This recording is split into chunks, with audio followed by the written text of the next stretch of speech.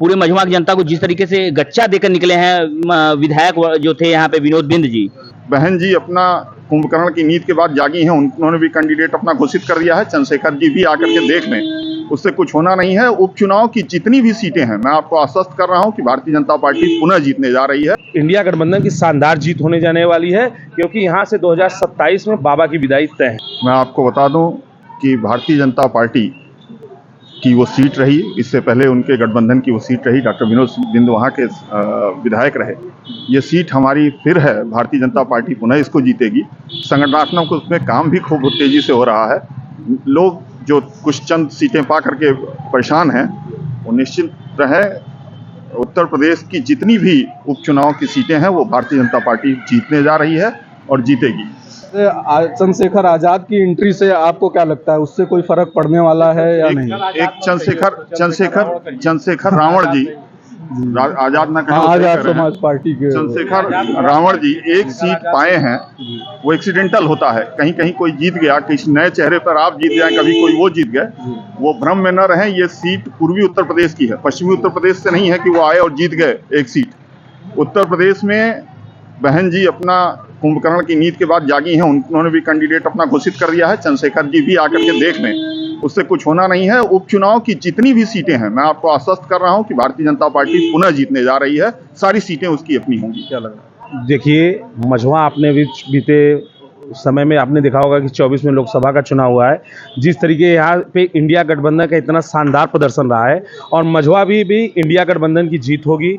और बसपा प्रत्याशी जो है, बसपा जो है वो बी पार्टी है भाजपा की, और वो भाजपा के इशारे पे काम करती है, तो वो कहीं चुनाव के रेस में नहीं है। वो सिर्फ वोट कटवा पार्टी है, बसपा वोट कटवा पार्टी बन के रहेगी। और निश्चित ही जिस तरीके से पूरे उत्तर प्रदेश में बहुत अच्छा प्रदर्शन इंडिया गठबंधन का रहा, उसी तरीके से आने वाले उपचुनाव में यूपी के 10 उपचुनाव की सीटों पे इंडिया गठबंधन की शानदार जीत होने जाने वाली है, क्योंकि यहाँ से 2027 में बाबा की विदाई तय है। नहीं तो क्या इंडिया गठबंधन का कोई संयुक्त प्रत्याशी होगा कि सपा का अलग होगा, या अगर दोनों के अलग प्रत्याशी होते हैं तो कोई फर्क नहीं पड़ेगा? नहीं, यहाँ पे इंडिया गठबंधन संयुक्त प्रत्याशी होगा। और जो इंडिया गठबंधन का अलायंस हुआ था, हमारे यूपी में भी अलायंस चलेगा, और यहाँ पे संयुक्त प्रत्याशी होगा। और निश्चित यह इंडिया गठबंधन की शानदार जीत होने वाली है। इंडिया गठबंधन जिसको भी प्रत्याशी बनाएगी, निश्चित जीत उसकी होगी। प्रत्याशी जो भी होगा वो इंडिया गठबंधन, ये पार्टी ऊपर हाईकमान का फैसला है, उसको सर्वमान होगा। यहाँ के पार्टी के लोग उसको जिताने का काम करेंगे, लेकिन निश्चित जीत यहाँ इंडिया गठबंधन की होगी। पहले भारतीय जनता की पार्टी अपने में कार्यकर्ताओं की लड़ाई, मान सम्मान लड़ाई लड़ेगी, निषाद पार्टी से चुनाव लड़ेगी, या भारतीय जनता पार्टी यहाँ खुद चुनाव लड़ेगी। ये आप भाजपा से सवाल पूछिए। बाकी यहाँ इंडिया गठबंधन का कोई भी प्रत्याशी होगा, उसकी जीत सुनिश्चित है और शानदार जीत होगी। को क्या लग रहा है, मझवा में क्या हाल है, किस पार्टी का दबदबा ज़्यादा है, क्या होगा? मिर्जापुर जनपद में 5 विधानसभा है। 5 विधानसभा में 4 विधानसभा में उपचुनाव हो नहीं रहा है। एक विधानसभा अपना मझवा है, जहाँ पर उपचुनाव में काफ़ी दिलचस्प है, लोगों का रुझाव भी है। और यहाँ का प्रत्याशी जो है, जो आपकी समस्याओं को समझे, जो आपके समस्याओं को सदन में उठाए। फिर उसके बाद मेन मुद्दा यहाँ का बिजली है, सड़क है, पानी है। आप सड़क देख लीजिए, बिजली सुविधा देख लीजिए, दिन पर दिन आपके यहाँ डिजिटल मीटर लगा दे रहे हैं, फिर आपको प्रताड़ित कर रहे हैं। फिर उसके बाद आपके पास आप टैक्स देते हैं, आपको सड़कें भी अच्छी नहीं मिल रही, पानी भी, आपको पेयजल की सुविधा भी नहीं इनके पास है। सरकार यहाँ बस के झूठे दावा कर रही है, और जनता के मुद्दों को कोई सुनने वाला नहीं है। हमारे यहाँ एक ईमानदार जिला अधिकारी थी, उसको भी यहाँ के वर्तमान कहें या फिर अपने भारतीय जनता पार्टी के लोगों को कहें, तो उन्होंने उनको भी यहाँ से हटा दिया, उनका ट्रांसफ़र करा दिया। एक ऐसा गांव था जहाँ पानी पहुँचता है था, वहाँ उन्होंने पानी पहुँचाया था, उनका इन्होंने ट्रांसफ़र करा के आज अपने टीम के लोगों को यहाँ डीएम बनाए हुए हैं। उन्हीं की सारे भी लोकसभा चुनाव भी जीते हैं, जहाँ ये 2.5 लाख मतदान जीती थे, आज 40,000 भी नहीं छू पाई हैं। नहीं तो पार्टी या बाकी पार्टियों का क्या वो रहेगा भाई? जनसत्ता दल लोकतांत्रिक पार्टी का जो भी प्रत्याशी हैं, लगातार मुझसे काफ़ी नेता मझवा के हैं जो जुड़ रहे हैं, जो भी चाह रहे हैं कि भैया मुझे टिकट चाहिए, मैं आपके पार्टी के साथ तन मन धन के साथ खड़ा रहूँगा। राजा भैया से लगातार हमारी बातचीत भी हो रही है, लगातार उनका लगातार दौरा भी चल रहा है कि यहाँ पर किस तरह से चुनाव को किस समीकरण दिया जाए। हमारे जो कार्यकर्ता हैं, जो हमारे प्रत्याशी हैं, सब गुप्त हैं, सब अपने तन मन धन से लगातार प्रचार कर रहे हैं, लोगों से डोर टू डोर संपर्क कर रहे हैं। और मझवा में आपको एक अलग ही माहौल मिलेगा अभी आने वाले चुनाव में, 10 दिन के अंदर आपको। तो रोहित शुक्ला हैं, उनकी भी ज़्यादा वो चल रही है कि वो उनको टिकट मिलेगा, या रमेश बिंद को अभी तक कुछ पार्टी में क्लियर नहीं है। लोगों को क्या लग रहा है, किसका ज़्यादा? देखिए, अभी अगर मझवा उपचुनाव की बात करें तो इसमें हम ये कह सकते हैं कि जो जहाँ तक न्यूज आ रही है और ये पार्टी भी कह रही है, पार्टी के कुछ नेता भी हैं, नाम तो नहीं लेंगे, लेकिन ये है कि रोहित शुक्ला लल्लू, क्योंकि ये 2 बार चुनाव लड़े हैं। पहली बार इन्होंने करीब 46,000 के करीब मत पाया था और दूसरी बार 69,000 कुछ मत ये पाए थे, जो कि यहाँ तक कि बहुत ज़्यादा जीत का अंतर नहीं था। मगर इस बार जो समीकरण है उसके तहत, चूँकि बसपा से दीपू तिवारी जी लड़ रहे हैं और समाजवादी पार्टी इस बार भी रोहित शुक्ला को टिकट देने के विचार पे है। और अगर इनको मिलता है टिकट, क्योंकि अगर भाजपा की हम बात करें तो भाजपा मझवा में तो जिस तरीके से यहाँ पे नेता उनके, अभी आप देखे होंगे कि जिस तरीके से बीच में पूरे मझवा की जनता को जिस तरीके से गच्चा देकर निकले हैं विधायक जो थे यहाँ पे विनोद बिंद जी।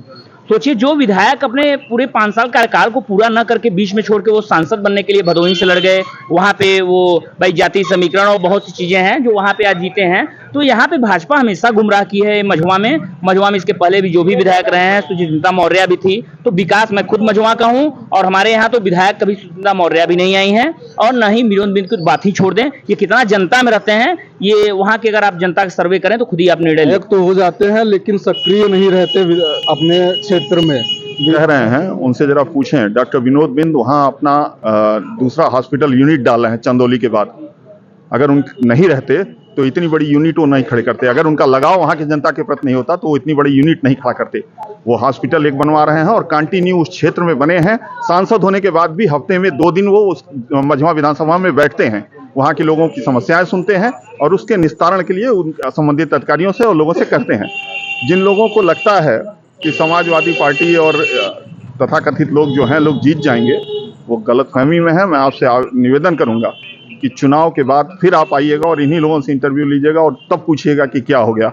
मैं आपको आश्वस्त कर रहा हूं, भारतीय जनता पार्टी के काम को, भारतीय जनता पार्टी के सुशासन को, योगी आदित्यनाथ के काम को देखते हुए दसों की दसों, एक मझवा नहीं, दसों की दसों सीट उपचुनाव की जीतने जा रही है भारतीय जनता पार्टी। इसको आप एकदम भैया की बात को हम 1 मिनट थोड़ा सा रोकेंगे। ये कहें कि 2 दिन बैठते हैं, इतना समय निकालते हैं, तो यही भारतीय जनता पार्टी के आईटी विशेषज्ञ जो हमेशा आईटी के बल पे कूदते हैं, आगे दिखाते हैं, तो वो वीडियो कहाँ है 2 दिन का जो मझवा की जनता के बीच में ये बैठते हैं? कौन सा मझवा की जनता, चूंकि डॉक्टर तो हैं, वो अपने डॉक्टर उनका काम है, उनका पेशा है, तो कहाँ वो तो आएंगे ही डॉक्टर के वहाँ, डॉक्टर के रूप में वहाँ पे बहुत से इलाज करने के लिए। तो ये कहना शायद गलत है कि 2 दिन आते हैं समय निकाल के। क्या करेंगे समय निकाल के वहाँ पे? मतलब ये मतलब है कि ये विचार बना चुके हैं कि भदोही की जनता को भी बीच में छोड़ के अगर कोई और चुनाव आ जाता है तो फिर वो डांट के वहाँ भी कूद जाएंगे। ये बहुत बड़ी बात है। तो जो लोग कह रहे हैं, हमको नहीं लगता कि इससे अच्छी कोई पढ़ाई IAS, IPS, डॉक्टर, इंजीनियर ही अपने लड़कों को लोग बनाना चाहते हैं। डॉक्टर विनोद बिंद पढ़े लिखे हुए हैं, चंदौली के अच्छे डॉक्टर हैं और ये उनकी जो उन्होंने कहा कि दौड़ दौड़ के जगह जा रहे हैं, ये तो राजनीतिक महत्वाकांक्षा है। हर आदमी अपनी चाहता है कि इससे हम ऊपर जाएं। डॉक्टर विनोद बिंद यहाँ से गए, ये उनकी लोकप्रियता का ही था कि बगल की सीट भदोही भी जीते।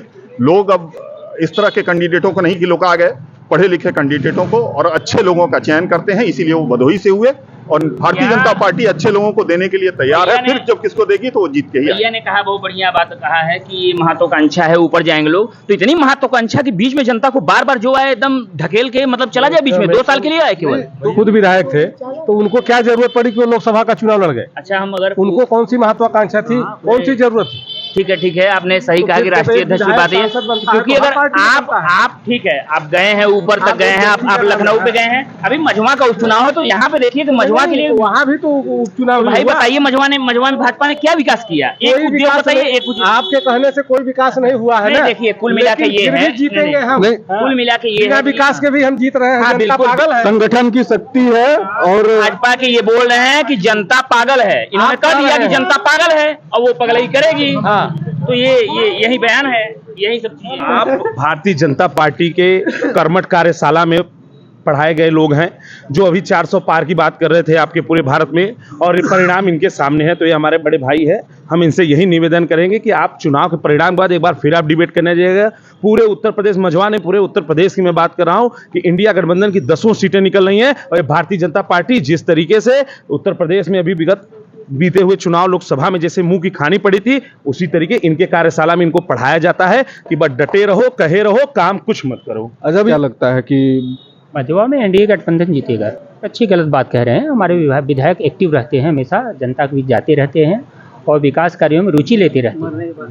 भाजपा सबका साथ, सबका विकास और सबके विश्वास पर चुनाव लड़ती है और जनता में अपने कार्यों के बूते पे, शांति के बूते पर और बेरोजगारी को दूर करने के बूते पर चुनाव लड़ती है। जिस पीडीए की बात कर रहे हैं, अयोध्या की एक सीट अवधेश जी जीत गए पीडीए से। आज सारा समाज, हिंदू समाज रो रहा है उस आदमी के जीतने से अयोध्या का। और अयोध्या जैसी सीट जीतने के बाद वो आदमी अभी कल मजार पे चद्दर चढ़ा रहा था।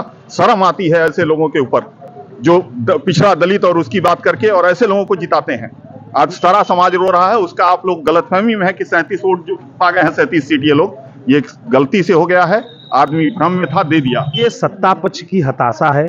अयोध्या जैसे सीट में जहां पे बिना शुभ मुहूर्त के इतने बड़े मंदिर का उद्घाटन हमारे नरेंद्र मोदी प्रधानमंत्री जी ने किया, मुख्यमंत्री जी उनके एजेंट बन के वहां आए दिन गए, लेकिन वहां पे इतनी बड़ी हार पार के हमारी भारतीय जनता पार्टी बौखला गई है, क्योंकि प्रभु श्री राम ने उनको नकारा है और अगले लोकसभा चुनाव में बाबा भोलेनाथ इनको नकारेंगे और इनको पूरा देश नकारने का काम कर रहा है। ये पीडीए की बात करते हैं, ये पिछड़ा दलित अल्पसंख्यकों की विरोधी पार्टी है। इस पार्टी में अयोध्या में अवधेश प्रसाद के जीतने पे सारी वहां की जनता खुश है, नाखुश है तो सिर्फ भारतीय जनता पार्टी के चंद कार्यकर्ता जो अपने आप के ईमान को बेच के और भारतीय जनता पार्टी के पीछे पीछे भागते हैं। बाकी हमारे मझवा की बात करते हैं, आप लोगों ने कहा अगर विनोद बिंद इतने बड़े कर्मठ और इतने अच्छे नेता थे तो क्या यहाँ मिर्जापुर में नेता खत्म हो गए थे भारतीय जनता पार्टी के? क्या भारतीय जनता पार्टी के नेता यहाँ सिर्फ झंडा उठाने के लिए हैं? नहीं तो पीडीए की बात आप कर रहे हैं, तो आप ये बताइए पिछड़ा दलित अल्पसंख्यक, अब इसमें एक एंट्री हो गई है चंद्रशेखर आजाद रावण की, है ना, उनकी अगर एंट्री हो गई है, उनकी भी पार्टी पिछड़ा दलित अल्पसंख्यक के लिए ही है,